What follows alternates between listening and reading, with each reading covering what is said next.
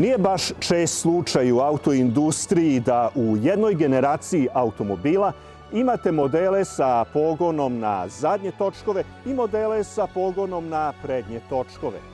Što se tiče Toyota Corolla generacija E80, u ponudi su bili automobili sa pogonom na zadnje točkove, rešenje sa generacije E70, a 2/3 proizvedenih automobila ipak je imalo novo rešenje, pogon na prednje točkove, kao na primer ovaj hatchback za evropsko tržište, proizveden 1986. godine.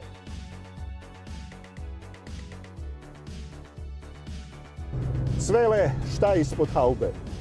Ispod haube ove Toyota Corolla je četvorocilindrični motor, benzinac, zaprimljene 1296 kubika, 75 konjskih snaga i 103 Nm. Ubrzanje od 0 do 100 km je 12,5 sekundi, a maksimalna brzina ove Toyote je 160 km/h.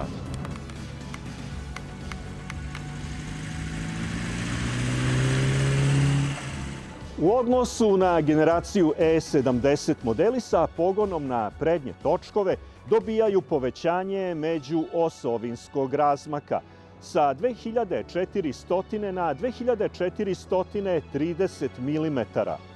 Definitivno ne zvuči mnogo, ali to je ipak Big in Japan, što bi rekao stih pesme grupe Alphaville. Ova Corolla je jedan istinski survivor. Ja bih rekao da su je napravili u Japanu daleke 86. godine, da bi se i dan danas 2026. vozila po Novom Sadu.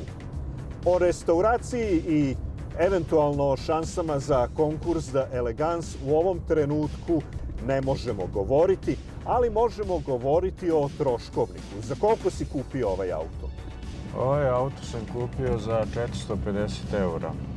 Šta se dalje događa na planu gomilanja troškova?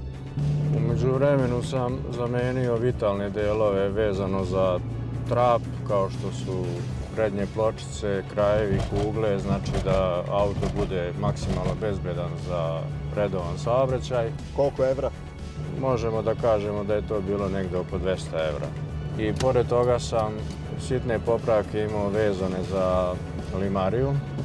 To je negde isto oko 200 € i osim servisa redovno ništa drugo nije rađeno na auto. Za 800 € sam dobio auto koji mogu da koristim svakodnevno.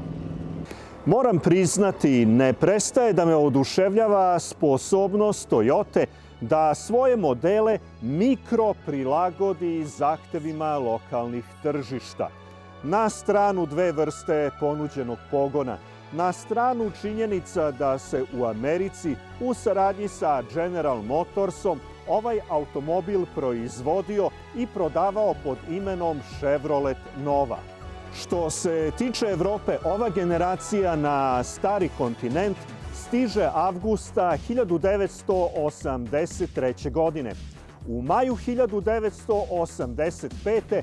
odmah facelift, a cela priča završava se nakon 3,3 miliona proizvedenih automobila 1987. godine.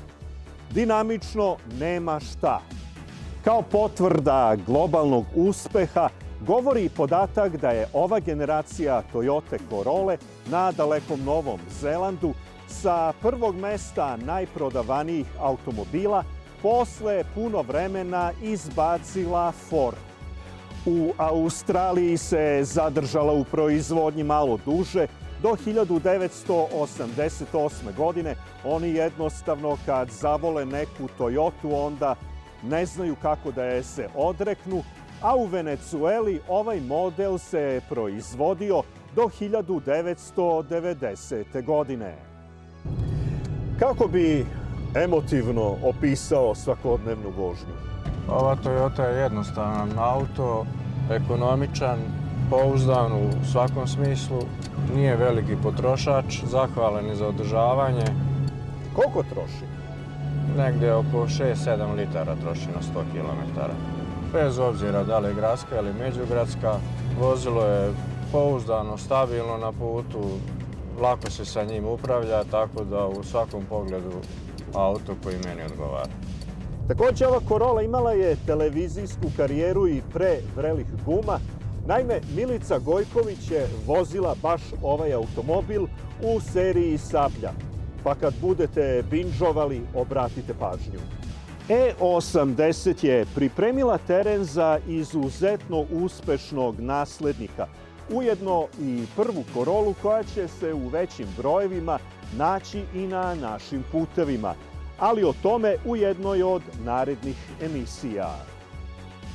Želeo bih da sa vama podelim jedno itekako emotivno pismo, evo ovo, koje je svim budućim vlasnicima ovog automobila napisao prvi vlasnik koji je ovaj automobil davnih 90-ih uvezao iz Švajcarske. Pa, pošto sam ja zaboravio naočare, Cvele, tvoje čast. Osnovni podaci za Toyota Corollu. Održavao je automehaničar Dragan Baranjac, majstor za karburator Paja iz Bagremara, telefon.